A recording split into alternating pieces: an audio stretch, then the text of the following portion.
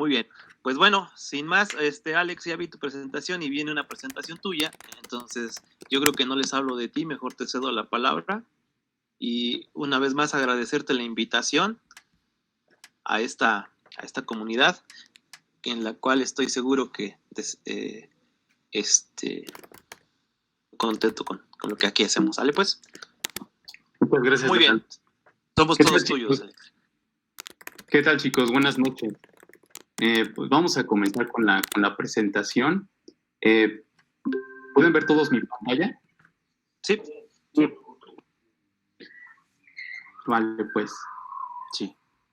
Bueno, el tema que vamos a platicar el día de hoy es acerca de las bases de datos en el mundo empresarial. Esta es la agenda que hemos planeado para el día de hoy. Me voy a presentar con ustedes, vamos a ver qué es el valor de la información, cómo ayudan los datos a una organización, qué son los datos versus la información versus conocimiento. Un tema muy actual que es si un producto es gratis, tú eres el producto. Cómo se administran los datos, no hacer Big Data por convivir, cuál es el mejor gestor de bases de datos, cuidando la información, algo sobre avisos de privacidad y términos y condiciones, y finalmente, como mencionaba el profe Lalo, una sesión de preguntas. Siéntanse en la libertad de preguntar lo que sea. Para eso tenemos esa sesión de preguntas. La presentación está hecha para que la puedan entender a todos niveles. Aún así, si surge alguna duda, no duden en plantearla. Ok, ¿quién soy yo? Me llamo Alejandro García Granados. Empecé a laborar desde 2008. Ya estoy a punto de cumplir 3 años de experiencia laboral. Empeño como Chief Technology Officer en una empresa llamada Finerio. Esta empresa se dedica a ayudar a las personas con sus finanzas personales. Soy egresado de la universidad. Egresé en 2011. Egresé de la licenciatura en sistemas computacionales. Actualmente soy padre de 2 hermosos niños. También en mis ratos libres soy músico y soy muy amante de los videojuegos vintage. Cultural, estuve con el profe Eduardo como su alumno desde el 2009, más o menos, 2010. Esclavo en el servicio social en 2011. Para los que reconozcan el famoso Cubo 14. Un clásico. Ya vemos algunos. Sí. Bueno, vamos a hablar acerca del valor de la información. Todo el mundo, absolutamente todo el mundo se está moviendo a través de la información. Identificar 4 puntos principales. Las personas generan datos, las personas necesitan datos, empresas generan datos y las empresas necesitan datos. Todos nosotros generamos datos a diario y ahora lo estamos haciendo de una manera que ni siquiera nos hemos dado cuenta. Bueno, la gran mayoría de la gente no se ha dado cuenta de cómo estamos conectados en el mundo. Todos estamos conectados ya actualmente a través de telefonía celular, a través de internet, a través de un sinfín de aparatos.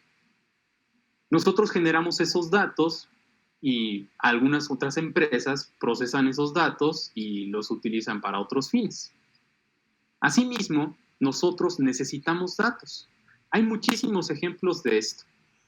Google Maps, cuando consultamos Facebook, Instagram, Twitter, muchísimas redes sociales, información en Internet, todos, absolutamente todos, ahorita necesitamos datos. Asimismo, generan y necesitan datos. Las empresas a diario generan sus datos, los datos de sus clientes, sus datos de manejo interno, y asimismo obtienen los datos de otras personas o de otras empresas, los cuales les ayudan a seguir empujando sus negocios y a seguir creciendo para poder tomar mejores decisiones. La información está en todos lados. Las personas y las empresas generan y necesitan datos a todo momento. ¿Cómo ayudan los datos a una organización? formas en las que los datos ayudan a una empresa, a resumidas cuentas, son 4 puntos principales que en mi experiencia personal yo he identificado. En primer lugar, una organización con los datos sabe lo que está ocurriendo dentro de ella. ¿Qué quiere decir esto? Cuando una organización maneja datos de diferentes tipos, ya sea que los proporciona por sus clientes, los genera de forma interna, al tener mayor cantidad de información, la empresa sabe lo que está ocurriendo dentro de ella, qué entra, qué sale, qué se está procesando, etc. Asimismo, la organización a través de los datos conoce a sus clientes.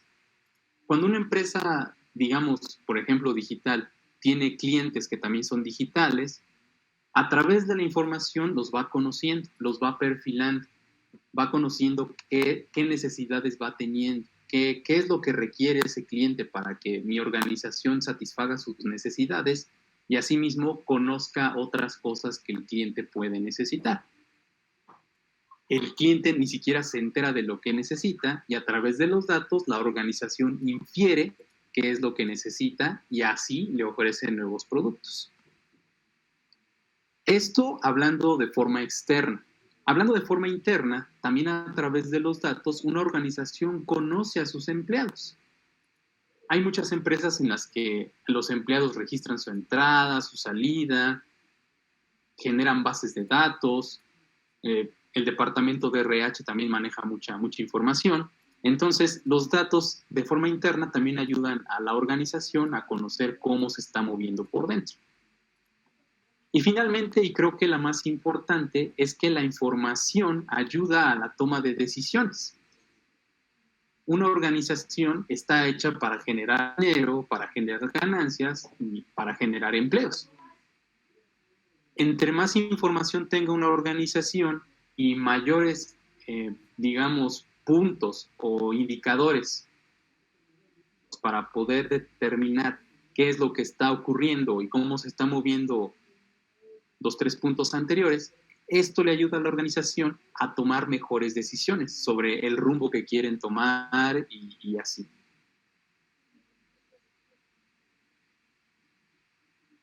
Vamos a platicar acerca de datos contra información contra conocimiento. Lo enseñan en casi todas las clases de bases de datos, si no es que en todas. Los datos por sí solos no son tan útiles. Los datos se necesitan organizar en diferentes etapas para que puedan proporcionar esa información y ese valor, esa utilidad de la que les he platicado anteriormente. Es la organización de los datos. Vamos a tomar un ejemplo, no sé, una institución bancaria. La institución bancaria puede tener muchísimos datos de sus clientes, de sus tarjetavientes. Vamos a tomar, por ejemplo, el nombre y la dirección.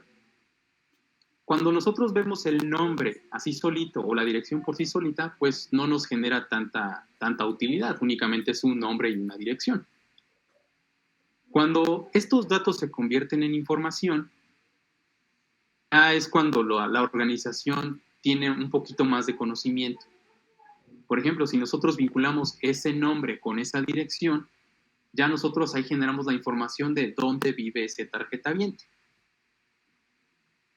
Posteriormente, tenemos lo que es el conocimiento. El conocimiento es la información procesada y generalmente no es intuitivo. Hagamos de cuenta que el banco tiene nuestro nombre, tiene nuestra dirección. A través de una app móvil ha solicitado nuestra ubicación y ahora sabe exactamente en dónde hemos utilizado su aplicación o inclusive en dónde hemos gastado. Cuando nosotros tenemos información de ese tipo, o más bien cuando un banco tiene información de ese tipo, puede generarse un conocimiento que no es visible, así tan simple. Por ejemplo, si nosotros tenemos la ubicación geográfica de un usuario y a la vez tenemos su información bancaria, podemos saber exactamente cómo se ha movido, en dónde ha gastado, cómo es que lo ha gastado, en qué tiempo lo ha gastado. Inclusive se pueden identificar patrones de consumo. Por ejemplo, que una persona va todas las mañanas a un Starbucks por su café, que va todas las tardes a la misma estación de metro, o de metrobús o de autobús, y ahí se pueden identificar patrones de consumo. No es intuitiva, pero se logra a través del análisis del conocimiento. Surge del análisis cuantitativo, cualitativo y heurístico de la información. Cuantitativo es un análisis matemático, es cuando metemos toda la información y todo el conocimiento en estadísticas y la procesamos.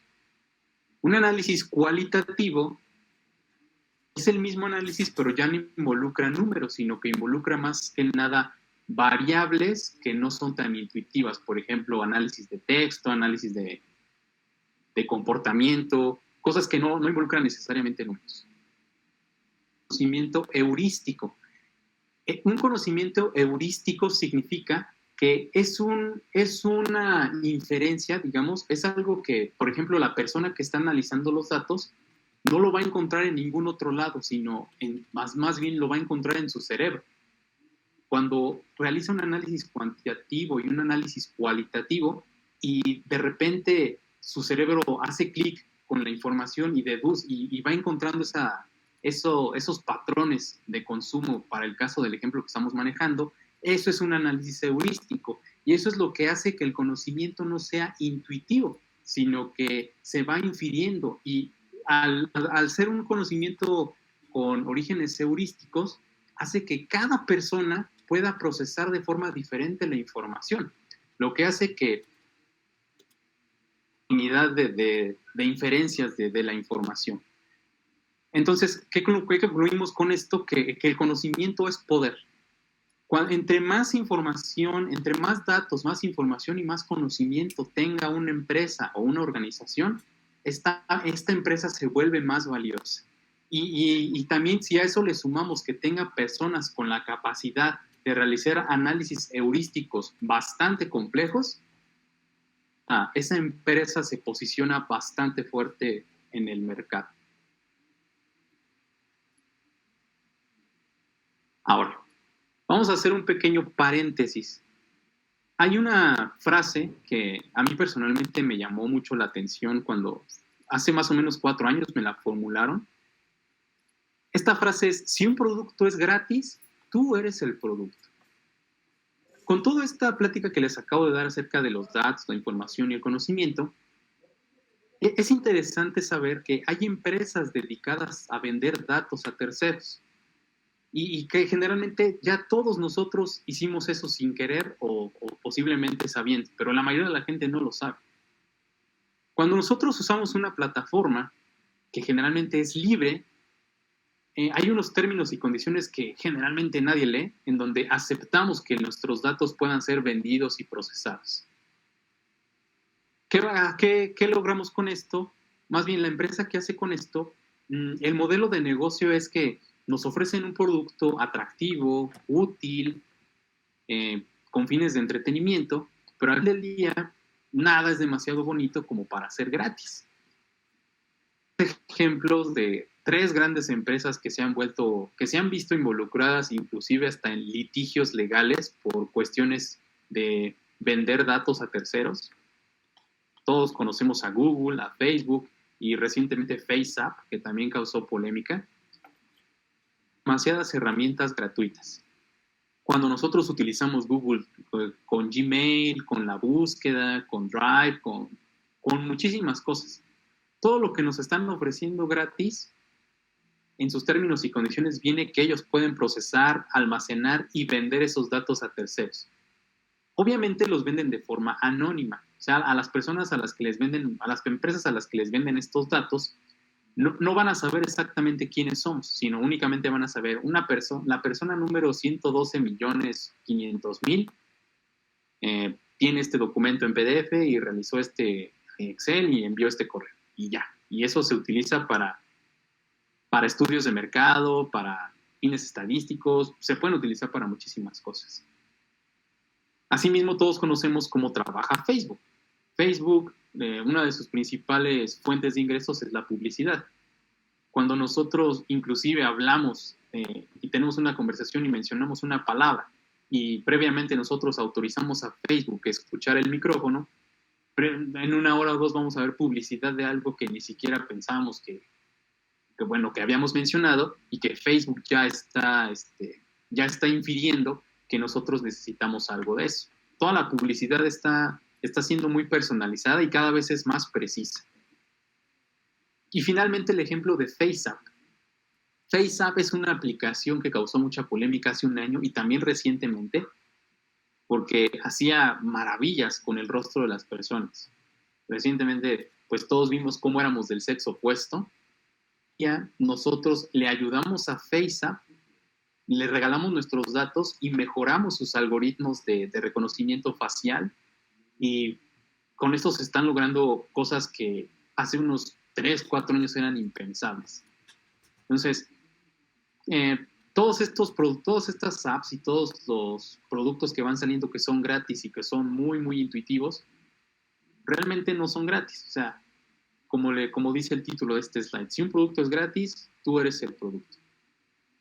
Por dar un ejemplo, que ahorita, por ejemplo, en Walmart están ofreciendo una nueva compañía de teléfono. Estas compañías de teléfono también han surgido muchísimas en México, que ofrecen muchísimos planes muy baratos.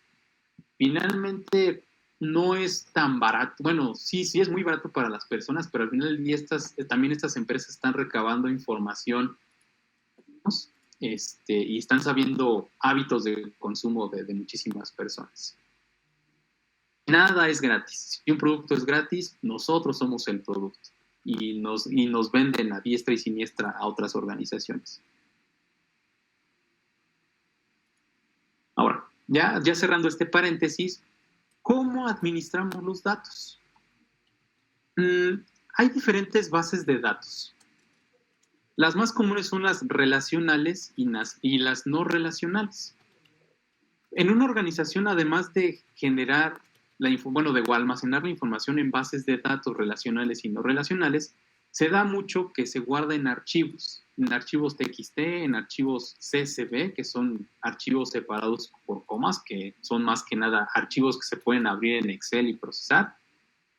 Y también existen archivos en JSON. Aquí me di la libertad de ponerles varios gestores de bases de datos. MySQL, PostgreSQL, que son de los más populares. Y hay unos de reciente creación que son no relacionales, como son MongoDB, Amazon RDS y Amazon DynamoDB, que son gestores que ya se trabajan en la nube. MySQL y PostgreSQL pueden ustedes instalarlos de forma local,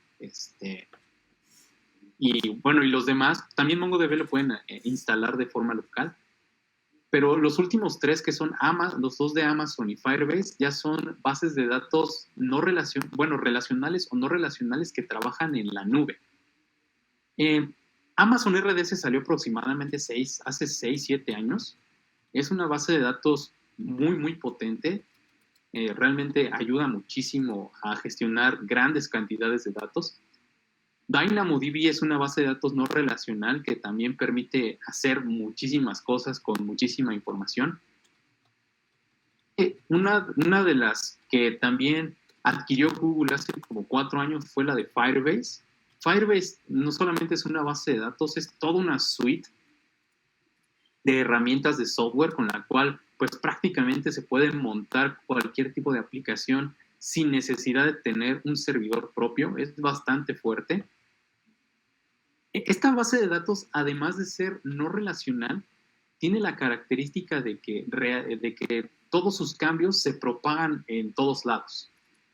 Firebase, a mí en particular, me ha gustado muchísimo, porque hagan de cuenta que si tienen una aplicación web o una página en la que están haciendo un cambio, no sé, un formulario, y en otra computadora, el encargado de esta página web tiene la lista de los usuarios que se han registrado, cuando ustedes le dan clic al formulario de enviar, en automático, en el administrador, digamos, de la persona que está viendo del otro lado, se ve ese registro, se agrega de forma automática. Es una base de datos reactiva, es una base de datos en tiempo real que permite que todos los datos estén sincronizados en todos los dispositivos que están conectados y realmente se pueden hacer muchísimas cosas interesantes. Bases de datos. También hay los datos no únicamente se guardan en bases de datos como les mencionaba, también se guardan en archivos y también hay muchos archivos que se guardan en la nube. Generalmente cuando se crean aplicaciones o los famosos microservicios que ya están ahorita muy... es casi mandatorio que estos microservicios tengan una bitácora. Entonces, estas bitácoras generalmente se guardan de forma local en archivos o se guardan en la nube para que todo el mundo tenga acceso a esas bitácoras. Básicamente, esa es la forma en cómo se pueden guardar y administrar los datos en una, ya sea puede ser en una organización o también puede ser para uso personal. Para antes todavía, pues sí, o sea, son opciones en las que se pueden administrar los datos. Ahora, también hay otro tema que ha surgido recientemente, bombardeado en muchísimos lados, el famosísimo Big Data. Big Data, como le decimos aquí en México, pues es el procesamiento de datos a gran escala, donde las tecnologías tradicionales son rebasadas. Tecnologías tradicionales me refiero a las que les acabo de mencionar, bases de datos relacionales, bases de datos no relacionales que están instaladas de forma local o archivos de texto. Big Data es el procesamiento de información, pero así masiva, muy grande. Procesamiento en paralelo de la información. ¿Qué significa esto? El enfoque tradicional que se tiene de estos gestores de bases de datos que les acabo de mencionar, un programa o una sola aplicación gestiona esa base de datos y gestiona las conexiones y procesa la información. En el Big Data esto no es posible porque simple y sencillamente la máquina o el servidor no se va a dar abasto. Entonces, el Big Data implica el procesamiento en paralelo, es decir, de muchísimas aplicaciones o de muchísimas computadoras al mismo tiempo, en donde la carga de trabajo se divide entre varias computadoras y cada una toma un pedacito de la información, la procesa y al final, cuando ya todas terminan, juntan el resultado. Me ha llamado a mí muchísimo la atención es que empresas que creen que cuando ya tienen una base de datos de 10 gigabytes, de 20 gigabytes o de 50 gigabytes, realmente esto no es así todavía. Una base de datos de entre 1 o 10 terabytes todavía ni siquiera es candidata para Big Data. Ya la información no se puede manejar ni almacenar en una, ni dos, ni tres, ni cuatro, ni cinco computadoras. Ya es cuando es muchísima información y se requieren utilizar otras tecnologías. Por eso me gustó ponerle a este slide, no hagan Big Data por convivir. Muchísimo para los que apenas están estudiando y van al mundo laboral o para los que apenas están empezando con el mundo laboral. Esto de Big Data está tomando mucha tendencia, pero hay mucha malinformación y mucho mal uso de las herramientas de Big Data. Hay muchas herramientas que ayudan a dar la información, pero a veces sale contraproducente aplicar Big Data en donde realmente no se necesita. La gran mayoría de los problemas que se presentan en una base de datos se debe a un mal diseño o un mal manejo de la misma. Cuando ya está uno trabajando en una empresa o en una organización, libera un nuevo software, pues todo es bonito y todo empieza bien, ¿no? A mí me dijo una persona muy inteligente que tuve oportunidad de trabajar con ella que los mejores errores cuando algo sale en producción, sale al menos o mínimo 6 meses después de que salió a producción un software, una aplicación o un programa. Y realmente tiene razón. Cuando todo es bonito y pues no pasa nada, pero de repente crece la base de datos, se tiene que procesar más información y por no tener un diseño previo bien hecho la base de datos, esta se empieza a hacer más lenta. es el problema que todas las bases de datos siempre se van a enfrentar, que cuando ya tienen muchísimos datos, se empiezan a hacer lentas. Entonces, lo primero que pensamos en hacer es que usar más recursos computacionales, ya sea RAM o disco duro, pues puede solucionarnos el problema. A esto se le llama escalamiento vertical, cuando se hace que una máquina, en recursos físicos, ya sea RAM o disco duro, carga únicamente soluciona temporalmente el problema y al final del día el problema se va a volver a presentar. Entonces, ahí es cuando muchísimas organizaciones dicen, no, pues es que ya tenemos muchos datos, ya necesitamos herramientas de Big Data. La mayoría de las personas por desconocimiento aplican estas herramientas de Big Data y se vuelven a topar no con pared, sino con un muro de 10 metros de grueso, porque al final del día cuenta de que el problema principal era que la base de datos estaba mal diseñada. Las tablas bien puestas, que las columnas estaban mal mapeadas. Puede haber infinidad de problemas en un mal diseño de bases de datos. Y al final del día tienen que contratar a un especialista en bases de datos que les va a decir, es que ustedes no necesitan Big Data, lo único que necesitan es hacer estas mejoras en su base de datos. Y cuando ya se soluciona el problema, se dan cuenta de que aunque tengan miles de millones de registros, una buena gestión de la base de datos, pues es la solución. La gran mayoría de las empresas aquí en México no necesitan Big Data. El Big Data se da para organizaciones que ya son muy, muy grandes. Por ejemplo, bancos, neobancos, no sé, supermercados como Walmart. Ahí sí hay Big Data, porque se obtiene información, millones de datos por segundo, pero la gran mayoría de las organizaciones en México no necesitan el Big Data. Y la mayoría lo está haciendo por moda y pues realmente no es necesario. Eso sí, aprender a diseñar bien una base de datos requiere experiencia y muchísimos malos ratos, créanme.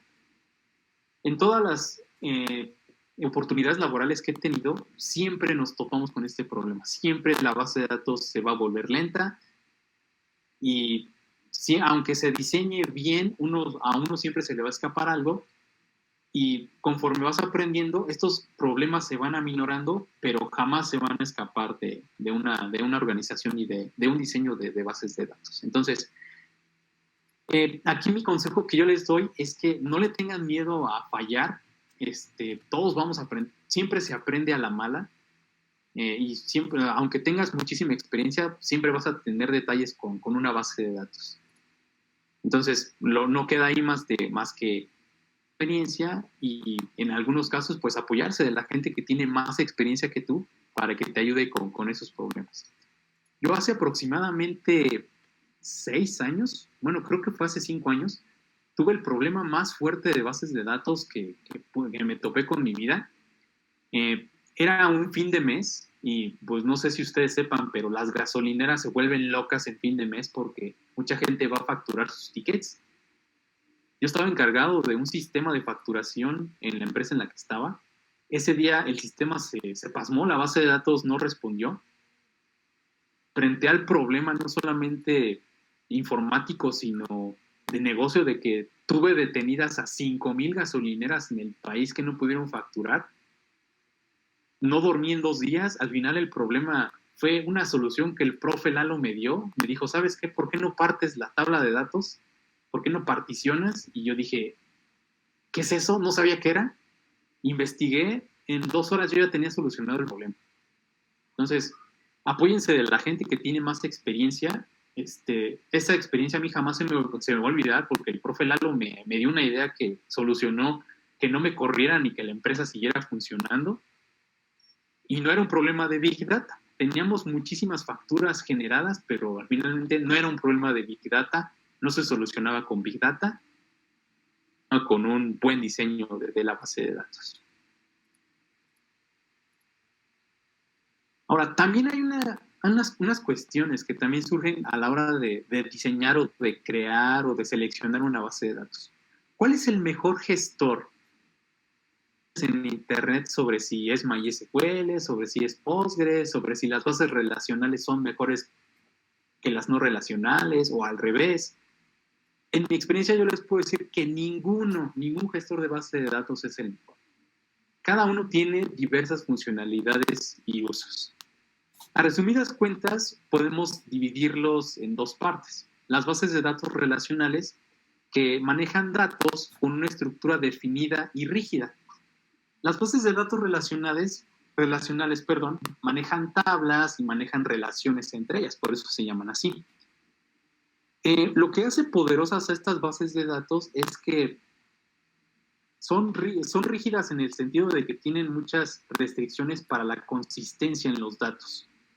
Si estas reglas básicas que tienen las bases de datos relacionales permiten que los datos no tengan inconsistencias entre ellos. Y funcionan para organizaciones con funcionalidades críticas, por ejemplo, los bancos, los aeropuertos, que necesitan información extremadamente precisa y que sea rígida y con una estructura definida. Para ahí se pueden aplicar las bases de datos relacionales. En 10 años surgieron las bases de datos no relacionales y ocurrió un boom muy grande en el que todo el mundo dijo: las bases de datos relacionales son obsoletas y ya no necesitamos utilizarlas, hay que migrar todo a bases de datos no relacionales. Aunque muchos negocios no necesitaban las bases de datos no relacionales, se vieron en problemas y tuvieron que regresar a bases de datos relacionales. Las bases de datos no relacionales se utilizan principalmente para datos con estructura indefinida y flexible. Esto le sirve mucho, por ejemplo, a Facebook o, por ejemplo, a bibliotecas virtuales, donde pueden guardar textos que no tienen una longitud definida, pueden guardar de datos con texto que no tienen así como que restricción, pero son flexibles. ¿Qué quiere decir esto? Que se les pueden agregar campos sin ningún problema, se les pueden ir agregando más información, se le puede ir agregando muchísimas cosas. Las bases de datos no relacionales sí requieren un poquito más de cuidado porque al no tener esa estructura rígida que tienen las bases de datos relacionales, pueden ocasionar inconsistencia de datos.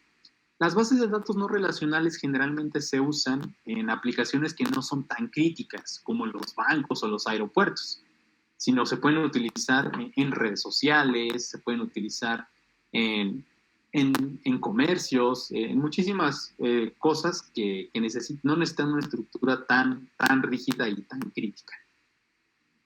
Y obviamente, pues, la elección de qué gestor, pues ya depende muchísimo de dos cosas.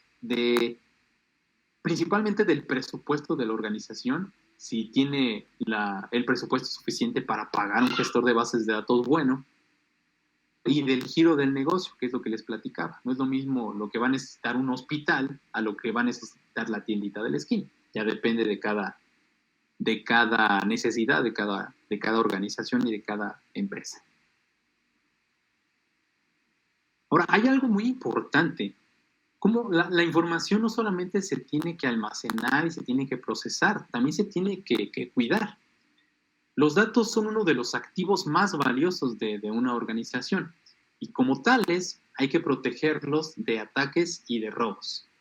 En los últimos años se ha dado mucho el boom de que se filtra mucha información, cada vez en teoría era más clasificada porque los atacantes se vuelven muchísimo más sofisticados. Esto es un cuento de nunca acabar. Entre más, generalmente los que llevan la delantera ahí son los hackers. Los hackers encuentran vulnerabilidades en las bases de datos y en las organizaciones. Y generalmente el mantenimiento del lado de los buenos viene siendo más correctivo que preventivo. ¿A qué voy con esto? Ataca a una empresa y esa empresa encuentra un hoyo de seguridad, tapa ese hoyo de seguridad y ya se protege de ese ataque. Si alguien más intenta volver a hacer ese ataque a la organización, pues ya no va a poder. Pero conforme va evolucionando la tecnología y los crackers se van haciendo más sofisticados, pues se encuentran nuevas formas de atacar a la organización, pues se encuentran vulnerabilidades y tienen que volver a tapar. Entonces, los crackers tienen la ventaja sobre los hackers. Porque los hackers pues tienen que encontrar de forma ética cómo es que se tienen que tapar esas vulnerabilidades. A nivel de bases de datos, tenemos que considerar básicamente 4 cosas. Los cortafuegos o firewalls, que establecen las reglas sobre quién puede entrar a la base de datos y quién no, hablando a nivel de red, en este caso IPs. También considerar los usuarios permitidos. En una organización solamente debe haber prácticamente una o a lo mucho 2 personas que puedan tener acceso a la base de datos de producción. Ya todo lo demás tiene que ser muy restringido o se pueden utilizar bases de datos de pruebas para que los desarrolladores u otras personas puedan tener acceso a bases de datos que no son necesariamente las de producción. También se tiene que considerar el proveedor de la base de datos. Ya últimamente todas las organizaciones eligen estar en la nube, tanto Amazon como Microsoft Azure y Google Cloud Engine ya proporcionan muchísima seguridad en sus bases de datos. Por default no permiten a nadie acceder a la base de datos. Uno tiene que establecer las reglas sobre qué computadoras o qué servidores pueden acceder a estas bases de datos. Y sobre esas mismas reglas, uno va quitando las reglas, uno va quitando las reglas que le proporciona el proveedor. O sea, el proveedor te da la base de datos prácticamente, pues, que no pueda acceder nadie y ya uno va asignando los permisos. También es muy importante considerar las bitácoras o los logs de los sistemas. Como les mencionaba hace ratito, es crucial que una aplicación o un programa de qué es lo que va ocurriendo dentro de la misma. ¿Qué entra? ¿Qué sale? ¿Qué errores ocurren? En sí, toda actividad o toda la estampa o el timeline que tiene una aplicación debe ser guardado en una bitácora. A veces esta información que se almacena en las bitácoras es información sensible, ya sea el nombre de una persona, su número de tarjeta de crédito, no sé, cualquier información sensible que se les ocurra, se debe de cuidar que en las bitácoras y en las bases de datos se encripte esta información. No es información sensible que no se tiene que tener así tal cual plana en la base de datos, sino que es información que se tiene que guardar encriptada. Y en las bitácoras se tiene que enmascarar. ¿Qué significa esto de enmascarar? Lo que hacen los bancos con las cuentas cuando uno imprime un cheque o algo, que le ponen asteriscos y nada más muestran los últimos 4 dígitos o las últimas letras. Entonces, lo adecuado es enmascarar la información a nivel de bitácoras y encriptar siempre información sensible en las bases de datos. Esto es muy, muy importante. Ahora, algo que también está muy fuerte ahorita en los sitios web es el aviso de privacidad y los términos y condiciones. Tiene que ver muchísimo con los datos que manejan la información, porque es indispensable que los servicios y los sitios web le avisen a los usuarios qué es lo que están haciendo con la información, cómo procesan, cómo almacenan, e inclusive lo que platicábamos, cómo es que venden esta información a otras organizaciones y de qué manera. Es siempre bien importante tener la asesoría jurídica necesaria para publicar estos términos y condiciones. Siempre es bien necesario que un abogado o un especialista en este tipo de cosas los asesore jurídicamente para los términos y condiciones, para cualquier página web que se publique. Algo que es muy común es hacer copy-paste del documento de aviso de privacidad y de términos y condiciones de otro sitio. Esta es una pésima práctica. Nos hemos topado generalmente, bueno, ahorita en donde estoy trabajando, hay una parte en la que pedimos a nuestros clientes que tengan bien sus términos y condiciones para que nos deslinden a nosotros de cualquier responsabilidad. Y da la casualidad que muchos lo han copiado y pegado nuestros propios términos y condiciones. Entonces, esto es prácticamente ilegal, no es bueno hacer esto de copy-paste de aviso de privacidad y términos y condiciones, porque se pueden meter en una mega broncota. Las multas ahorita en internet están bastante fuertes. Y finalmente, ser claros y ser concisos en lo que se dicen en esos términos y condiciones.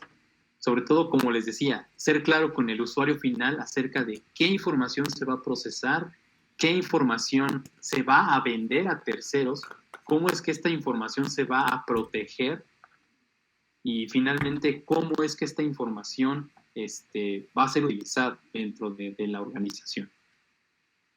Esto de los avisos, el aviso de privacidad, pareciera algo muy trivial, pero no, o sea, es algo bastante complejo, ¿no? En donde ahorita sí nos hemos llevado inclusive semanas puliendo avisos de privacidad y términos y condiciones.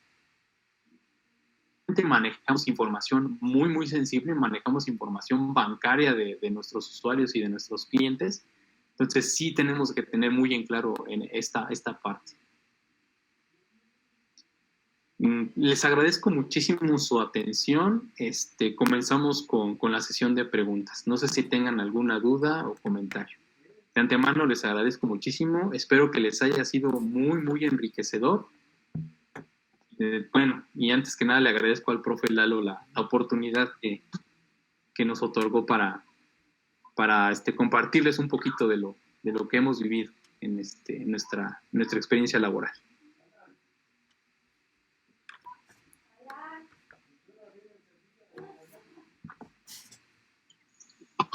¿Qué tal? Buenas noches. Tenía yo una pregunta. Sí, adelante. Cuando mencionó lo de que la solución a su problema fue particionar la base de datos, ¿podría explicarme un poquito mejor cómo eso? Claro que sí, Guillermo, muchísimo gusto.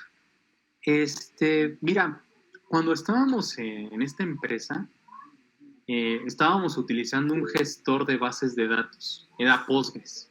Postgres tiene la particularidad de que tú puedes particionar una tabla. ¿A qué se refiere esto? Generalmente las particiones lógicas de una base, de una tabla, se basan en alguno de los campos que tenga la base de datos. Problema, nosotros nos basamos en la fecha de las facturas que teníamos en esa tabla. Bueno, el problema fue que la tabla era enorme, tenía casi 100 millones de registros, no estaba bien indexada.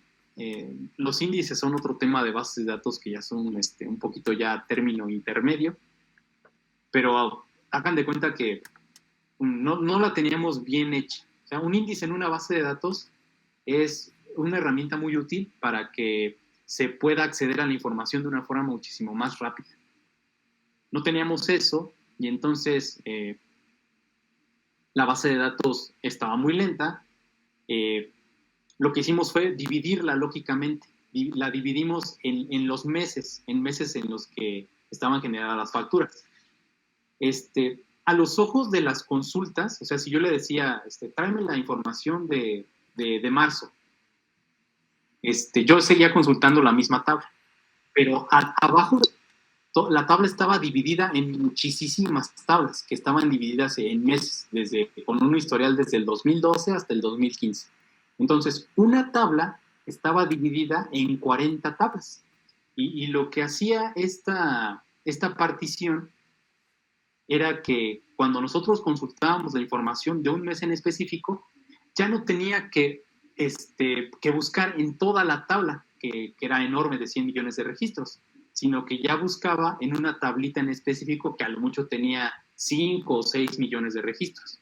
Y esto hacía que el proceso se fuera más eficiente. Y también agregamos índices a cada una de esas particiones.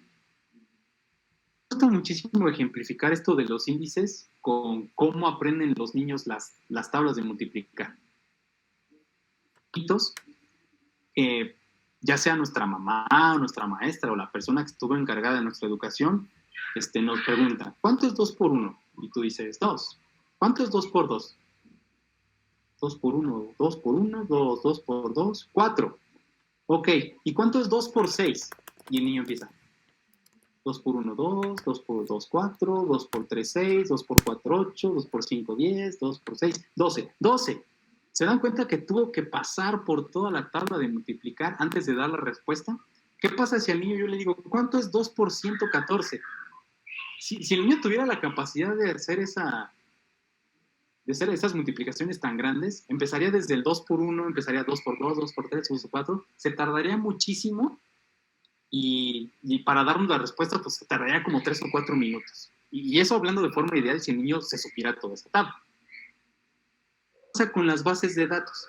Si una base de datos no tiene un índice adecuado, hace lo mismo que el niño. Empieza a buscar registro por registro, por registro, por registro, hasta que encuentra el que nosotros le estamos pidiendo. ¿Qué pasa cuando tú le agregas un índice a una base de datos? Es como si yo le preguntara a uno de ustedes, ¿cuánto es 2 por 7? 14. Inmediata. Así es más o menos como funciona un índice en una base de datos.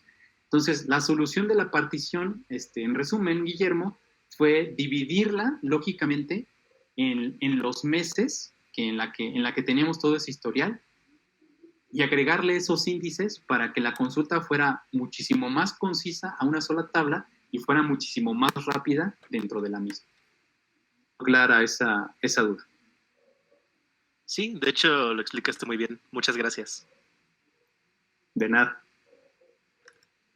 ¿Alguien más tiene alguna otra duda? Miguel.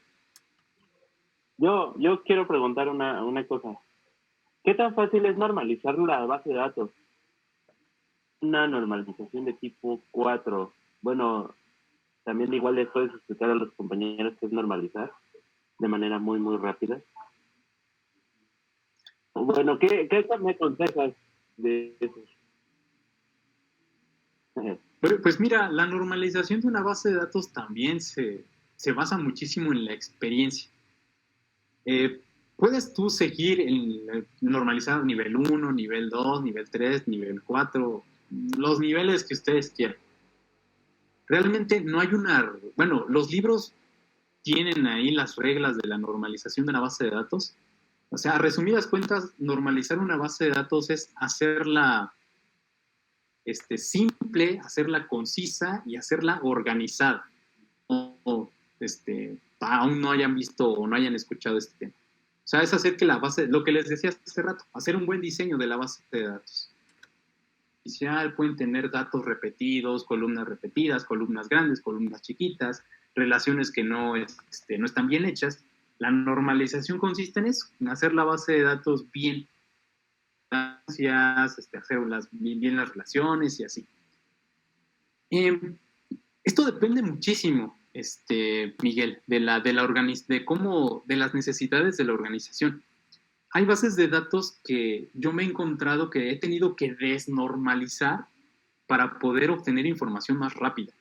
O sea, haz de cuenta, por ejemplo, teníamos una tabla de usuarios en donde cada usuario tenía muchas cuentas bancarias, entonces eso hace una relación de que un usuario y a la vez una cuenta pueda tener muchos movimientos bancarios. Entonces ahí se hace un arbolito, tienes usuario arriba que tiene muchas cuentas y esas cuentas tienen muchas transacciones.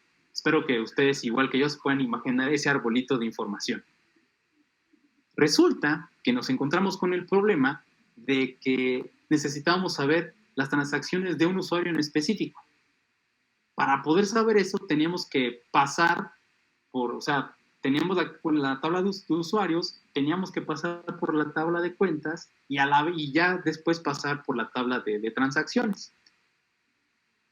Mil maneras, esta relación suena muy trivial, pero al final del día no les puedo dar los detalles de cómo estaba todo esto estructurado, pero lo que tuvimos que hacer fue agregar el ID del usuario en la tabla de transacciones.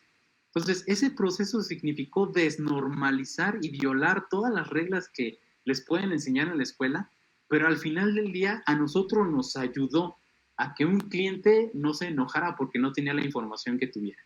Entonces, ¿a qué voy con esto, Miguel? No hay nada escrito acerca de la normalización de datos. Aconsejarte ahorita sobre algo acerca de una normalización y acotarte a un mundo que puedes encontrarte en cualquier momento. O sea, si una normalización le funciona a una empresa, perfecto. Si te sirve el manual que aprendiste en la escuela, muy bien. Si adquieres experiencia y esa normalización te funciona, también. Pero si te encuentras en el escenario en el que yo me encontré, en el que tuviste que desnormalizar, porque al final del día eso te funcionaba, y no importa que rompas las reglas. Si ya estando en una organización, si eso satisface las necesidades de la empresa, aunque sea una mala práctica, hay que hacerlo. Perfecto. Ok, Mika, me volviste a sacar del juego. Decía yo, ¿quién es Miguel? Ok, muy bien. ¿Alguna otra pregunta?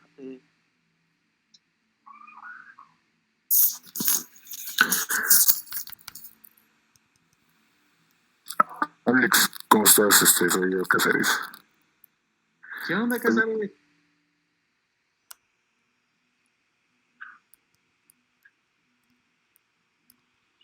Se echó a correr. Hola, Se hola. espantó. Es que no le hablaste en el nombre clave. Nada más quiso saludar. ¿Qué onda, Tunco? Eso es todo. ¿Qué tranza? ¿Qué pasó?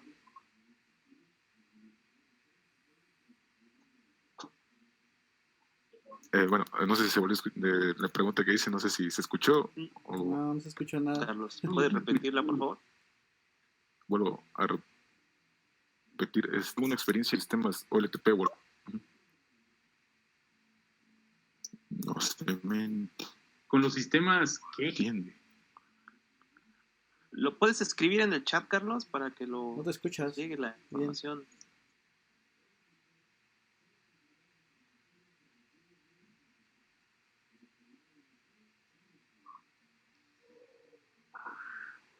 OLTP o OLAP. No tengo el gusto de conocer esas siglas. No sé qué consisten, no he tenido el placer. Me parece que se refiere a lo que es a las bases de datos OLAP, MOLAP y ROLAP. Estás haciendo énfasis lo que es a, ¿cómo se llama? A cómputo inteligente en las bases de datos. Lo que estoy leyendo es que es OLTP, es Online Transaction Processing, procesamiento de transacciones en línea. Muchísima experiencia, más malas que buenas, haciendo procesamiento transaccional de información. Significa procesamiento transaccional en informática. Se le resume en 3 palabras. Se le dice todo o nada. Procesamiento de una transacción en una base de datos significa que tú puedes hacer muchísimas acciones en la base de datos y puede que esas transacciones, puede que una de ellas falle o puede que algo pase en medio. No sé, supongamos. El ejemplo más clásico de una transacción es cuando se retira dinero de una cuenta bancaria. No sé, entonces, o más bien cuando se hace una transferencia, ¿no? Digamos, interna en el banco. Ahí involucra al menos 2 acciones. La primera es que quien deposita, a quien deposita el dinero se le resta ese saldo y a quien recibe el dinero se le suma ese saldo. Ahí se involucran 2 operaciones, que es quítale, ponlo acá.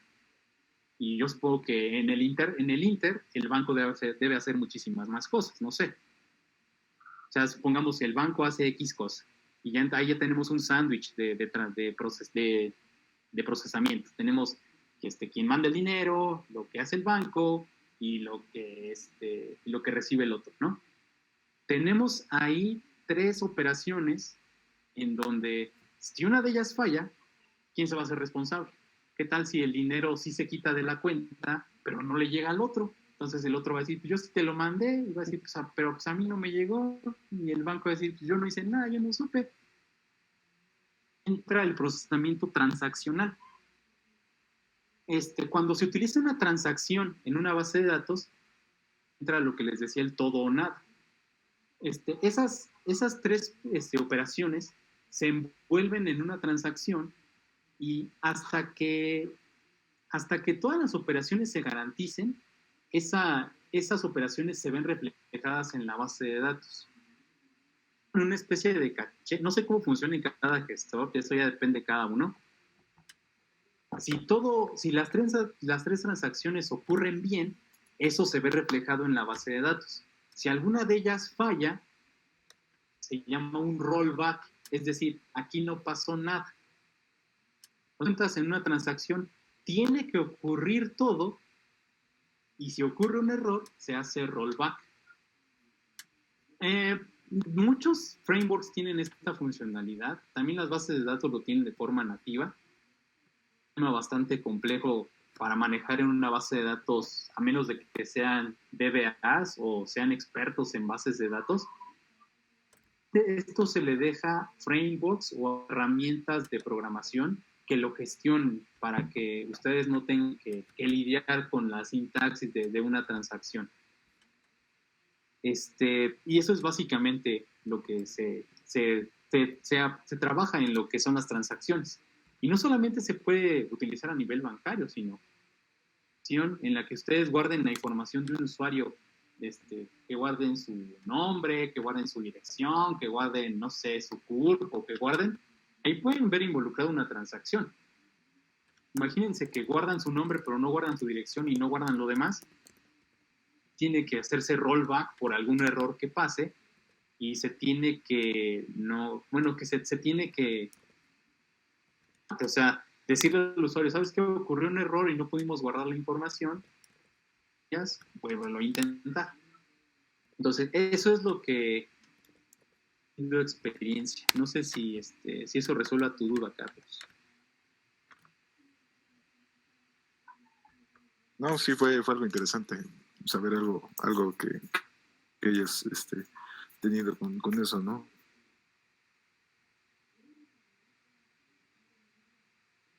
Entonces, pues del Lola, pues sí se ha hecho algo por ahí.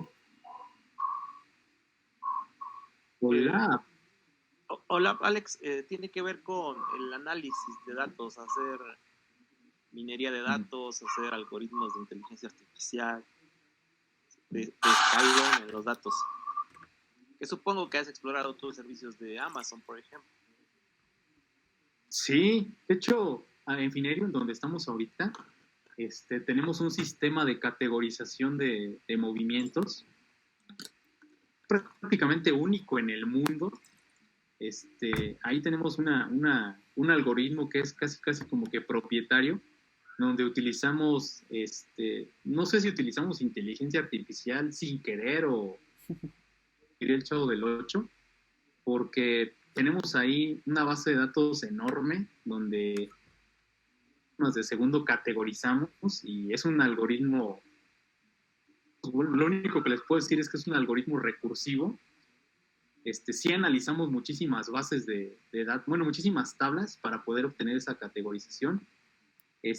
No lo hemos hecho formalmente, así que digamos tipo OLAP, en donde utilizamos así en línea, pero no sé si sin querer lo hicimos. O sea, tal vez sí usamos las herramientas, pero yo no me di cuenta de que estábamos usando OLAP.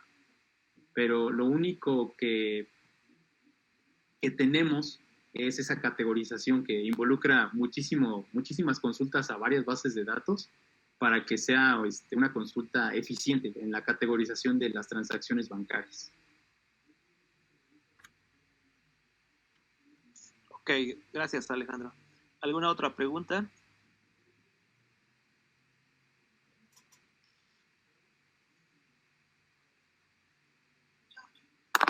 Yo quiero preguntar. Hola, Alex, habla Mireya.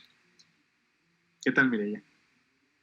Mira, aprovechando que hay mucho estudiante en la sesión del día de hoy, me gustaría que compartieras qué otro tipo de habilidades has tenido que poner en práctica ya en el mercado laboral real. Realmente eres muy completo, pero ya para la práctica real, cuéntales a los chicos qué otras cosas, qué otras habilidades se necesitan tener, que necesitan ir cultivando desde ya. ¡Wow! Es una pregunta, bueno, no es pregunta, es una sugerencia bastante buena. Y realmente a mí me gusta muchísimo compartir esto, porque pues yo tuve otros que he tenido en mi vida y me compartió su experiencia y hasta la fecha me ha ayudado muchísimo. Obviamente estoy hablando del profe Lalo. Pues miren, lo único que les puedo decir es que si son estudiantes, ahorita tienen todo el tiempo del universo para aplicarse en lo que quieran, ya sea en sistemas, ya sea en lo que más les apasiona. Tienen todo el tiempo del mundo para hacer. Cuando ya estén allá afuera, realmente se van a dar cuenta que ya no van a tener tanto tiempo para hacerlo. No. Y si son como yo, que ya tienen una familia formada y tienen más responsabilidades y aparte tienen trabajo y aparte se ponen a jugar videojuegos a medianoche, se van a dar cuenta que cuando son estudiantes tienen todo el tiempo del universo. Aprovechen ese tiempo. Es una etapa muy bonita el hecho de ser estudiante. Tienen muchísimas herramientas, tienen toda una biblioteca, tienen, ahorita ya todo el mundo tiene celular, tienen laptops, hay muchísimos recursos, cosas en línea, tienen muchísimos recursos en la biblioteca, en la universidad, ahorita tienen una comunidad de la cual se pueden apoyar, en la que hay mucha gente que ya estamos trabajando, que ya estamos adquiriendo experiencia, hay muchísimas cosas. Tienen todo el tiempo para aprender de lo que quieran, de bases de datos, de aplicaciones móviles, de aplicaciones backend, de desarrollo web, de data science, de big data, de todo lo que quieran. Realmente están en una etapa en la que pueden aprovechar eso. Y también un consejo que me voy a atrever a decirles es que a mí me lo dio mi papá y realmente me funcionó muchísimo, es si van a estar en la escuela, échenle todas las ganas del universo, a sus materias, a sus maestros, a todo. Desmadre, perdón con la palabra, echen todo el desmadre que quieran. Ya, hay momentos para todo. Hay momentos para la escuela, hay momentos para el desastre, hay momentos para todo. El chiste de esto es identificar cada uno de esos momentos para que aprovechen esta etapa de su vida, que la universidad es algo muy, muy, muy padre. O sea, creo que la mayoría tenemos muy bonitos recuerdos de esa etapa, en donde hicimos... Confirmo. Amigos, a grandes compañeros. Tiempo, tienen absolutamente muchísimo tiempo. Aunque ustedes no lo crean, tienen muchísimo tiempo para aprender de todo. Léanse libros, cómanselos, píquenle, programen, pidan ayuda. Hay muchísimas personas y muchísimos recursos que ustedes pueden utilizar y aprovechar para que no salgan en blanco de la universidad. Lo que les da la universidad. La universidad es el 5% de lo que se van a encontrar en el mundo laboral. La universidad les da las bases, pero al final del día, cuando salgan allá, van a ver que es extremadamente diferente. Aquí no pueden reprobar un parcial, no pueden reprobar y volverlo a intentar, ¿no? O sea, en el mundo laboral sale, y te tienes que desvelar y te tienes que matar y tienes que hacer muchísimas cosas. Aprovechen esta oportunidad que tienen de estar en la universidad, de tener muchísimos recursos y bueno, creo que no les puedo aconsejar algo más. O sea, tienen todo el tiempo, si tienen la oportunidad de trabajar en algo de medio tiempo mientras estén en la universidad, háganlo. O sea, entre más experiencia tengan más pronto, mejor. Ayudar allá afuera, a que ya no vayan tan en blanco, para que encuentren lo real que existe en el mundo. Yo quiero agregar algo. La primera vez que estuvimos aquí, un chavo igual comentó lo mismo, y que era, ¿qué opinión le daba al respecto de su aprendizaje? Si se van de borrachos, si tienen clase libre o quieren tienen más clase libre y ese tiempo disponible, borrachos, por ejemplo, pueden llevarse en su celular el video o algo que les apasione y que les gustaría aprender. Están libre, aprovechen, no, en serio. Me hubiera encantado hacer eso, porque yo cuando salí de la uni estaba en blanco y me costó un año de desvelada, o sea, puro golpe, aprender todo lo que sé. Entonces, No se lo recomiendo. Buen consejo. Ok, Mica, buen consejo, Mica. Gracias.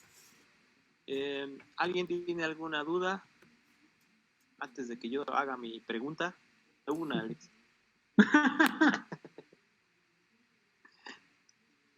Bueno, antes de hacer mi pregunta, los avisos parroquiales, escribió en el chat formas de estar en contacto con nosotros. Síganos en Facebook, allí estamos compartiendo las noticias y los eventos que vamos a tener.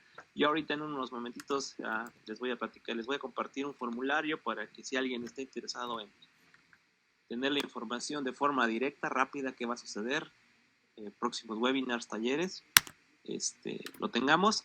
De igual forma, que conozcan la app que Alan y su equipo nos ha desarrollado. Y Alex, yo quisiera que nos compartieras desde tu perspectiva. Ok, a Cristian, adelante, una pregunta, dice, antes de que Perdón. ellos te preguntan. Adelante, Cristian. Perdón, es que como había un poco de ruido en mi casa, no podía preguntar. Ahorita me dieron chance. Dale. No sé si entendí mal, pero también como que tienes algo de experiencia o vasta experiencia en cosas no solo de facturación y eso, sino también como que en algo relacionado a las fintech o a los neobancos o algo así, ¿es correcto? Sí, de hecho, ahorita en donde estoy trabajando, Cristian, es una fintech, es una de los proveedores más grandes de México de Open Banking.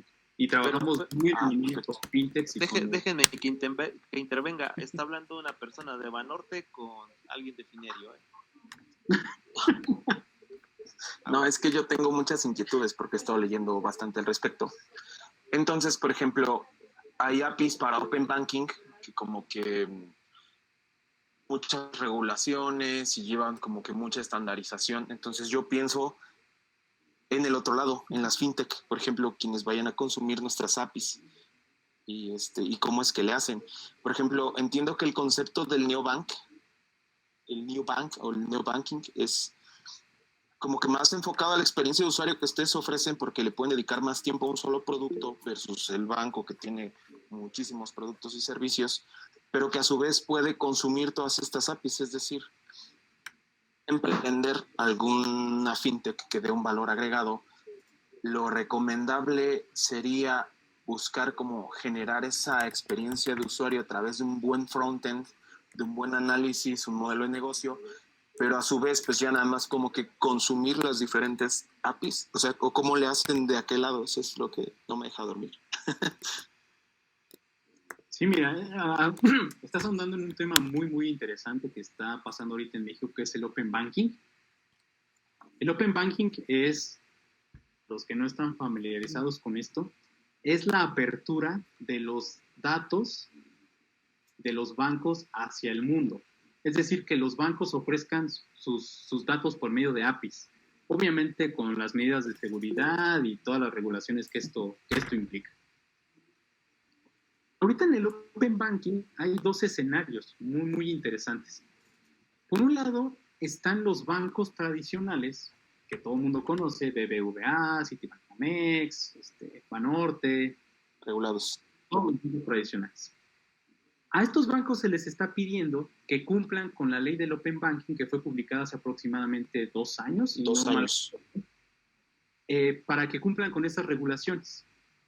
Entonces, los bancos están teniendo muchísimos dolores de cabeza con la implementación de estas APIs. La mayoría todavía no asimila esto de, ¿cómo le voy a abrir mis datos a terceros y así? Pero, va a ocurrir un problema. La ley de Open Banking no establece un estándar sobre la estructura de esos datos, sino que además exponme los datos de transacciones, de cuentas, de no sé qué tanto, y así. Entonces, cada banco va a tener su chile, mole, pozole, y cada uno va a hacerlo como mejor Dios le dé a entender. Entonces, cuando esta ley FinTech tiene un deadline, tiene un tiempo límite para que los bancos tengan esto listo. Entonces, cuando esto esté listo, No, a lo que se van a enfrentar las fintech o los que necesitan esta información, tienen que implementar 24 o 48 o el número de N bancos tradicionales Sí. que se encuentren. O sea, voy a tener que implementar el cliente del API para BBVA, para Banorte, para Santander, para Invex, para Banregio, para un montón de bancos. Involucra un problemota. Más bien es un mega problemota. Porque, número uno, necesitas contratar a 24 desarrolladores para que te hagan eso lo más rápido posible. Número dos, no sabemos si la calidad de las APIs va a ser buena, porque eso no está establecido en la ley. O sea, ellos dicen los datos, pero si tú te tardas 3 minutos o causas timeout o tu API responde un 404 o lo que quiera, o un 500, eso no. Un 500. Esto del Open Banking en México va a tardar muchísimo en que se estabilice.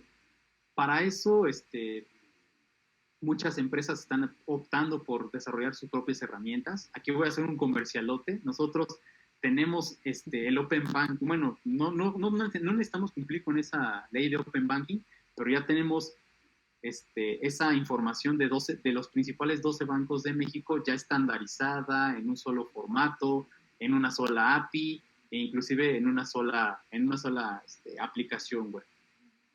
¿Qué es lo conveniente en esto? Sí, realmente no hay que reinventar la rueda, Cristian, para que tú puedas fundar una fintech que tenga recursos de aquí, recursos de allá y recursos de acullá. Crear APIs o crearlas tú desde cero es bastante tardado, es bastante costoso, sobre todo en el financiero. Entonces, lo ideal sí es buscar al mejor proveedor que tenga el servicio que tú necesitas, agarrar su experiencia de ellos, consumir lo que ya tienen, no reinventar la rueda y hacer esto lo más rápido posible. El mundo de las startups y de las fintechs se mueve rapidísimo y cuando tú ya estás haciendo algo, alguien más también ya lo pensó y ya lo está desarrollando. Entonces, lo ideal es no hacerlo de cero, enfocarte en la parte disruptiva de tu negocio, tu diferenciador, lo que le vas a ofrecer al mundo. Sí, y todo el valor agregado. Existe, aprovechar la experiencia de otros y tomarlo. Y nada más tú enfocarte en lo que realmente tu negocio necesita, que es ese diferenciador. La perspectiva de este lado es que, o sea, yo me imagino como que los dos lados de la moneda, ¿no? O sea, del lado de los bancos regulados, la verdad es que el panorama es así, te dicen, haz un enchufe, pero tú vas a ciegas, o sea, como que dicen, ok, hay estas leyes, pero el hacer ese enchufe compatible con otros, es lo difícil. Entonces me imagino del otro lado de las fintech, que como que van a encontrar muchas entradas o enchufes de todos tipos, y como que estandarizarlo. Yo creo que yo igual tengo la misma perspectiva que tú, o sea, yo creo que sí va a ser complicado porque pues cada quien está haciendo sus implementaciones, y igual me voy a aventar un comercial, tenemos a mucha gente trabajando en esa parte.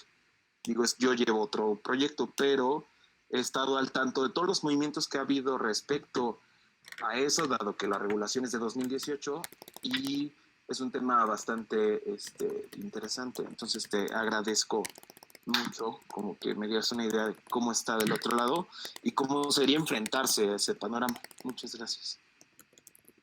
De nada, Cristian. Ok, gracias, Alex. Gracias, Cristian. Mario Pedraza, ¿tienes un comentario? Por favor, te escuchamos.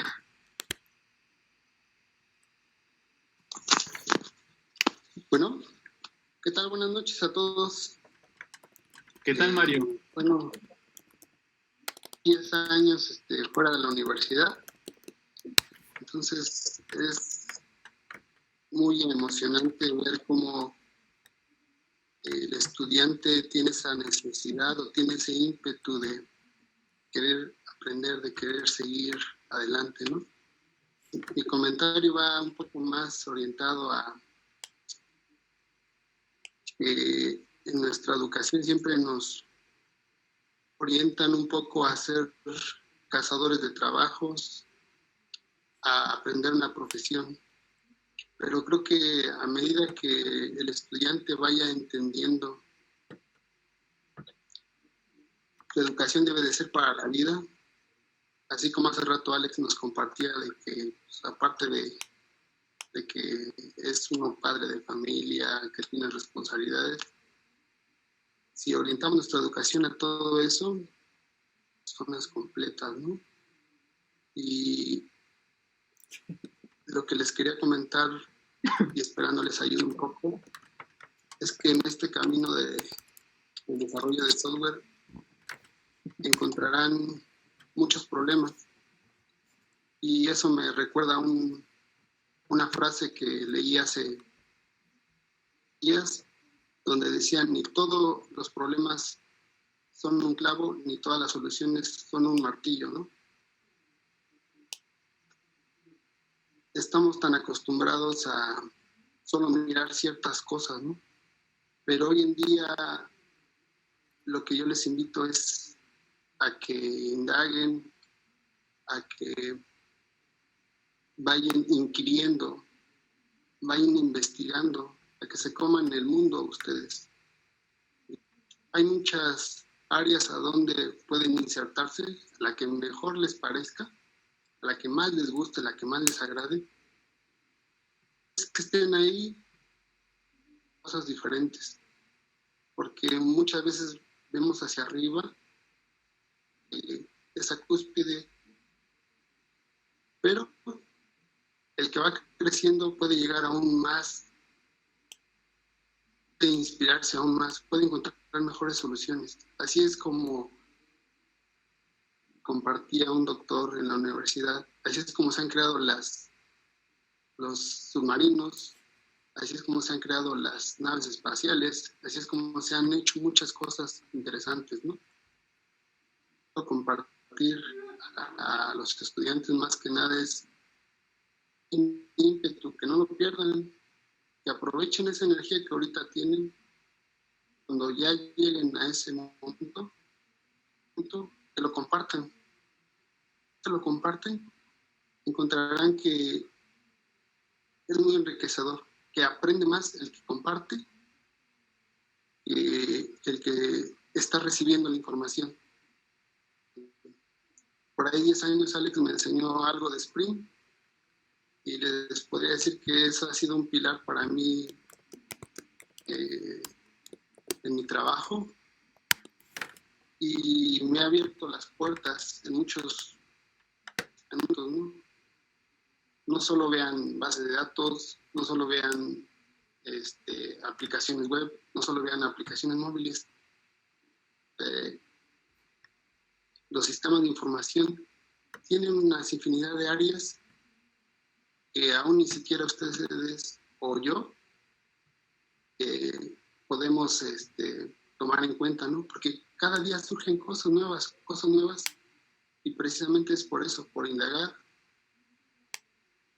darse el miedo, por tomar el toro por los cuernos y por resolver, y no esperando que alguien nos la resuelva. Es comerse al Google entero allá, si es que se puede, para poder ser un profesionista completo. Sé que apenas van empezando, pero espero les ayuden un poco mis palabras para decirles en qué posición estoy, sino para decirles que se inspiren, que se motiven, que si tienen pasión por esto y si les gusta, pues empújenlo hasta donde llegue y cuando estén ahí, compartan. Eso los hará crecer mucho. Quería por ahí darles. Muchas gracias. Muchas gracias, Mario. Los comentarios y creo que están en correspondencia con lo que estamos intentando en la comunidad Bitcoin. Entonces, gracias. ¿Alguien más tiene algún comentario para nuestro ponente? ¿Quieres preguntar yo? A ver, ¿quién? ¿Escuchamos? Yo, Moisés. Adelante, Moisés.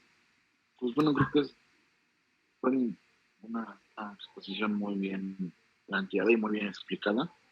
Y pues, aparte de eso, la verdad sí me motivan a seguir investigando y seguir estudiando los comentarios que agregan las demás personas y incluso la misma persona que puso este tema.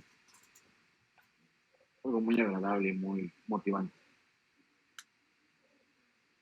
Muchas gracias. Ok, Moisés, gracias. Gracias, Moisés. Muy bien, Alex. Creo que es momento de que te haga yo la única pregunta que tengo. Adelante. Ok, mira, quería que nos compartieras desde tu perspectiva, ¿cómo describirías que se basa en datos? Punto número 1, ¿cómo lo describirías? ¿Cómo una empresa se basa en datos? Y luego después la otra parte es, ¿cuánto valor le dan esos datos a la empresa? ¡Wow! Muy buena pregunta. Más bien, muy buena. Todavía sigo siendo tu alumno. Todavía más preguntas de examen muy difíciles. Una empresa de datos. ¿Cómo se puede determinar que una empresa es de datos? Pues cuando su giro es ese. O sea, cuando una empresa se dedica a recabar datos, a procesarlos y posteriormente, digamos, a venderlos, ahí es cuando yo creo que ya una empresa se dedica, se puede decir que es una empresa de datos. Las empresas telefónicas básicamente son empresas de datos. Telefónicas nos tienen a todos en el radar, saben absolutamente todo de nosotros. Los datos, reciben esos datos, los procesan y posteriormente los venden al mejor postor. Es triste decirlo, pero es cierto. O sea, todas las empresas que recaben datos, que los procesen y que los vendan, yo creo que con esos 3 requisitos ya se vuelven una empresa de datos. Volviendo al ejemplo de la telefonía celular. Todo lo que nosotros le proporcionamos a Movistar, a Telcel, a AT&T, a quien ustedes quieran y se les ocurra, pues todo eso lo procesan y lo venden a empresas de mercadotecnia, a empresas de marketing.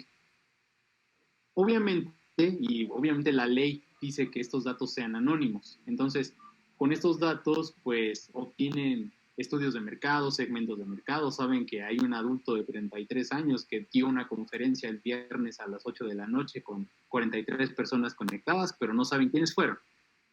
Puros estudiantes y que fue un loco ahí de 33 años.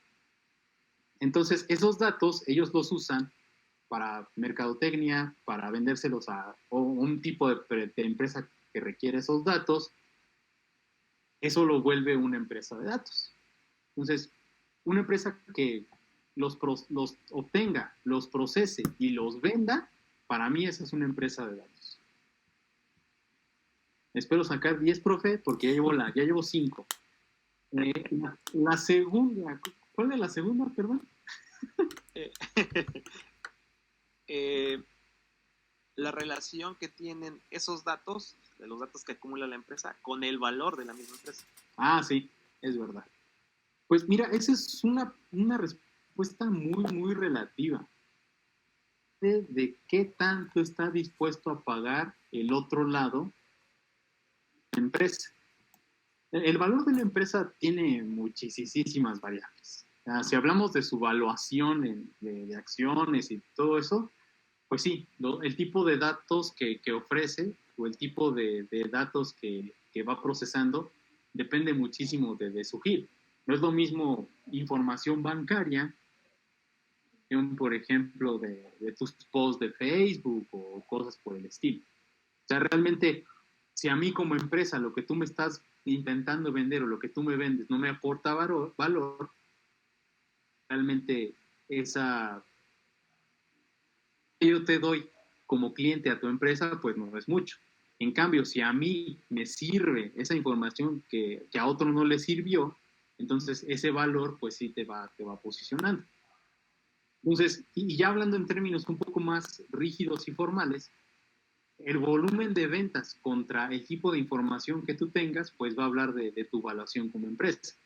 Si tú tienes datos bancarios que puedes vender en 200,000 pesos a cada cliente al mes, y al final del día tienes 200 clientes y vendes, bueno, ya no sé cuánto sea, pero creo que son 20 millones, no sé cuánto salga la cuenta, se refleja en tu estado financiero y te posiciona en un mejor lugar, eso a los ojos de tus inversionistas, pues ya pone a la empresa en una mejor valuación. Entonces, es algo muy relativo, o sea, depende del tipo de dato que tú estés ofreciendo o procesando y del cliente al que estés enfocando esa venta de datos.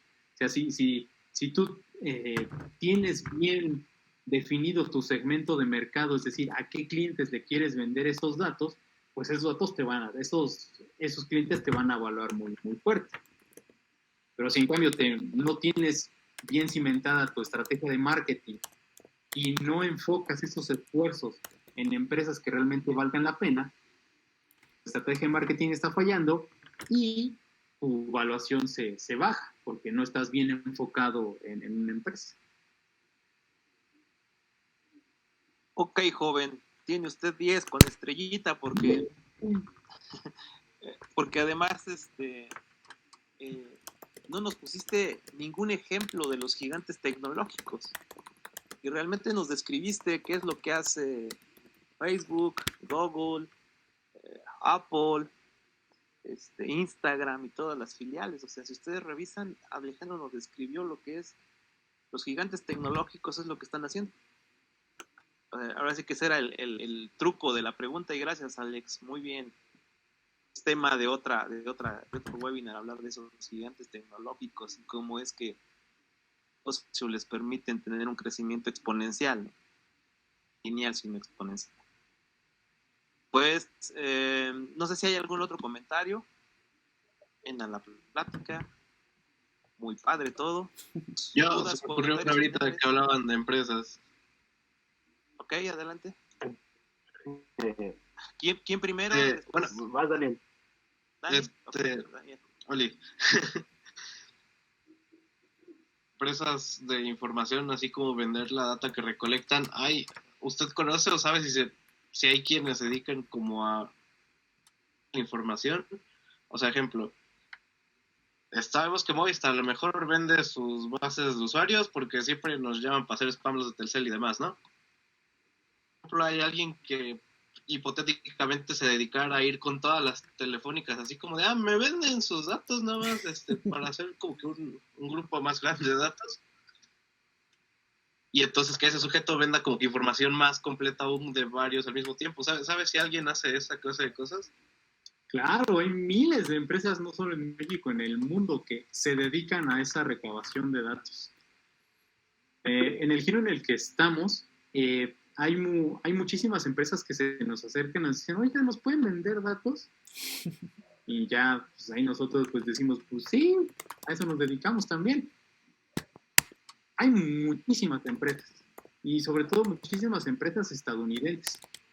A mí me tocó trabajar con una empresa que recababa información de empresas mexicanas, la normalizaba, digamos, la homologaba en un solo formato y se la volvía a vender a esas mismas empresas. O sea, si teníamos tres empresas en México, una empresa A, una empresa B y una empresa C, este cliente iba con la empresa A, de B y C, y a B le vendía la información de A y C.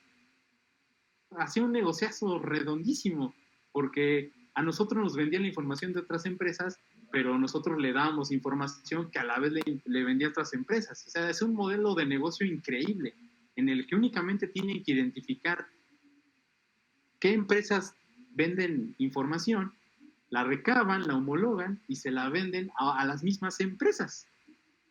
Es como lo del petróleo en México. O sea, se saca el crudo, van y lo pasean y nos lo vuelven a vender 20 veces más caro. Interesante, pero sí, definitivamente hay muchísimas empresas que se dedican a esto. Nombres no los recuerdo, pero sí hay bastantes que se dedican a esto, a recabar únicamente la información y a procesarla y a venderla. Ok, Alex, gracias. Vamos a darle la palabra a Mika y luego a Cristian, por favor. Cuando les platico rápido a ustedes, chicos, compañeros de la universidad, apenas hace como 2 meses en la empresa donde estoy, me pudieron hacer un servicio y chequé unas cosas de una empresa X. Y me di cuenta de que ellos tenían toda su información de sus clientes encima. O sea, su servicio de backend, tú le ponías un número y ellos te regresaban la información de un cliente que decía su nombre, su dirección, teléfono, todo, absolutamente todo. Fue una fuente para un chavo que es un amigo mío, que es como hacker. Bueno, es de seguridad, pero le encanta mucho el hacking. Se robó esa información. Y entonces le dijo a la empresa, ¿quieres recuperar su información? Ya se murió mi compo porque siempre hace estas cosas. Pantallazo. Bueno, se robó la información, le dijo a la empresa, ¿quieres recuperar tu información y quieres mejorar tu sistema? Era un hacker como gris, es hacker gris. O sea, es negro, pero también es un poco de blanco. Entonces lo contrataron para nada más arreglar este tipo de cosas de seguridad. Entonces, no es espío, es otro show. Eso es lo que hizo este amigo, y de hecho sí les dijo, pues sí, te vamos a pagar esta parte, te vamos a dar una parte aparte de que no nos vendas para que mejoren mi seguridad. Y pues mi amigo me dio una parte, ¿no? del dinero. Me dijo, pues toma, por haberme llevado a conseguir esta empresa. Entonces, amiguitos de backend, no expongan la información, aprendan un poco de seguridad, es muy importante. Ok. Muy bien. Cristian, adelante. Sí, de hecho les iba a comentar si conocían qué es la GAFA y qué es el BAT, hablando de empresas y esta guerra tecnológica entre la venta de información y de que nosotros somos el producto. O sea, retomamos el tema que Alejandro. China tiene un frente de empresas tecnológicas muy grandes con unas bases de datos inmensas acerca de sus usuarios. Ellos tienen a Baidu, a Alibaba y a Tencent. Entonces ellos son BAT. O sea, si ustedes ven las siglas, la B es de Baidu, la A es Alibaba y la T es de Tencent. Ahora, Estados Unidos tiene también su grupo de empresas que tienen muchísima información acerca de sus clientes. De hecho, se espera que tal vez existan propuestas pues tal vez de banca o de open banking respecto a estas empresas, ya sea al frente estadounidense o al frente chino. Perdón, el estadounidense es GAFA, es Google, Amazon, Facebook y Apple. Entonces son empresas que tienen muchísimos datos de todos nosotros y que bien podrían ya manejar hasta servicios financieros, nada más que algunos están como que preparando los propios, así como la hace Uber con Uber Money, pero échense un clavado en eso, es un consejo. Les puede servir bastante para aprender de todo lo que está pasando y que no nos estamos dando cuenta, ¿no? Ok, Cristian. Gracias. Pues todos los comentarios son interesantes, tienen su dosis de información, sus dosis de cosas que nos falta por aprender. Dani, ¿qué onda? A ver, tu turno. Bueno, ahorita que estábamos hablando de esa clase de empresas y eso, ahorita que está la pandemia, notado, pero las empresas como servicio en lugar de como producto ahorita están a la alza justamente porque la gente está descubriendo lo práctico que es poder pedir tu comida por Uber o cosas así, ¿no?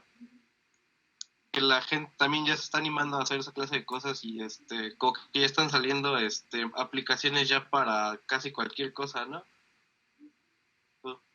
Creo que ahorita muchos tengan que cambiar esa clase de cosas o que sea un momento para como intentar crear algo así. ¿Qué que nada del dinero, porque yo no sé cuánto dinero se necesita con una empresa. Y eso, o sea, las empresas tecnológicas pues casi siempre pagan conocimiento, o sea, de gente que sabe programar o cosas, y es como que muy caro. No sé cómo por dónde van los tiros en esa clase de asuntos, no sé si sepa algo. Wow, bastante interesante tu planteamiento, Dani. Pues mira, creo que es una frase muy trillada, en la que creo que varios ya la han escuchado, donde se dice que siempre en toda crisis siempre hay una oportunidad. Mientras hay personas que lloran, hay gente que se dedica a venderles pañuelos. Todo este relajo que ha pasado, todo este caos, todo esto que ha pasado con la pandemia, muchas personas y también ha beneficiado a otras. Como bien mencionas, los negocios de entrega de comida a domicilio pues tuvieron un gran auge, todavía siguen creciendo, e inclusive pues les pasó lo que dicta la ley de la oferta y la demanda.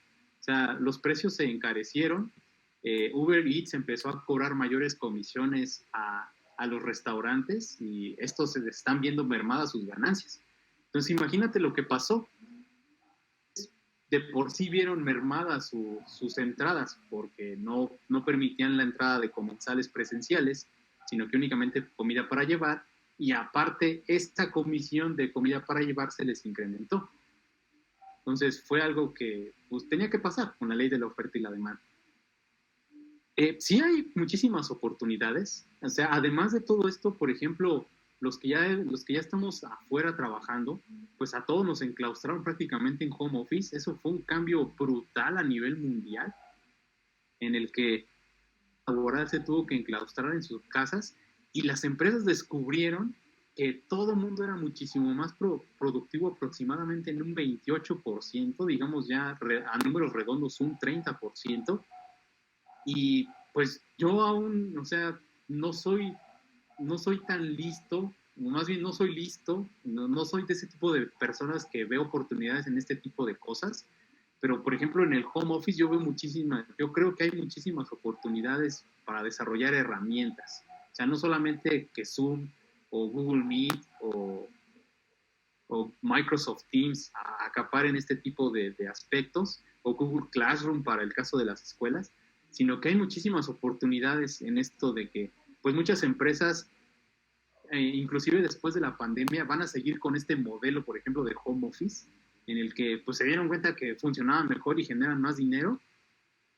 Entonces, esa es una de las tantísimas oportunidades que hay. O sea, oportunidades hay muchísimas. Inclusive, por ejemplo, hubo una empresa que Uber Eats, pero no, o sea, no es como que entrega en tiempo real. O sea, hubo empresas que se suscribieron a esa app. No me acuerdo en qué estado del país ocurrió al sur, pero crearon una app en la que apoyaban a los pequeños negocios a que compra ahora y llévatelo después. ¿Qué quiere decir con esto? O sea, era una iniciativa más que nada pues para apoyar a los negocios locales, en la que tú le decías, pues yo quiero comprarte unos tacos, o quiero comprarte sus artesanías, quiero comprarte esto, pero no me las mandes. O sea, yo te estoy dando el dinero para que te ayudes en esta época, en esta pandemia. Yo ya quiera eso, pues ya me lo das. O sea, en este caso, te pago anticipadamente tu producto y ya me lo proporcionas después. O sea, es una iniciativa bastante interesante porque pues se ayudan entre todos. O sea, es un ganar-ganar en el que tú no tienes inmediatamente lo que compraste, pero apoyas a las microempresas a subsistir en este tipo de ocasiones. O sea, te puedo mencionar 2 ejemplos y podríamos seguir.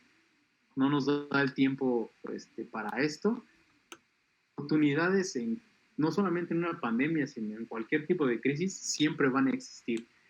Y nosotros que estamos enfocados en este mercado que es la tecnología y el desarrollo de software, un mercado bastante robusto y bastante cimentado, en el que afortunadamente la chamba no falta en este tipo de crisis, faltan las oportunidades. Entonces, cualquier idea de emprendimiento siempre es muy muy bondadosa con el mundo de las tecnologías de la información, que ya todo se mueve con eso. Digamos que no sonar ambicioso, ni modesto, ni egocéntrico, pero el mundo nos necesita ahorita más que nunca. Ok, totalmente de acuerdo, Alejandro.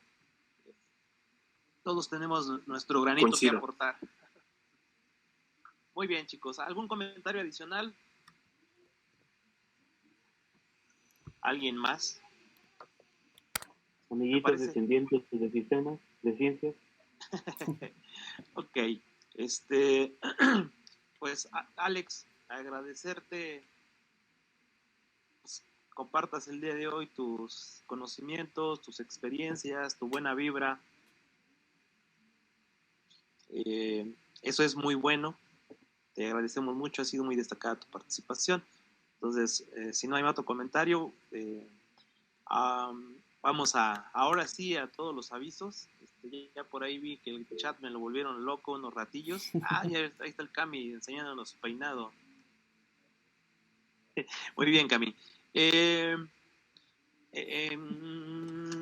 A ver, entonces, en avisos, tenemos nuestra página de Facebook en la que les voy a agradecer que es la publicación de este webinar, que nos regalen sus comentarios en la página de Facebook, síganos, tenemos información interesante, cada día vamos generando más contenido importante, aparte de memes,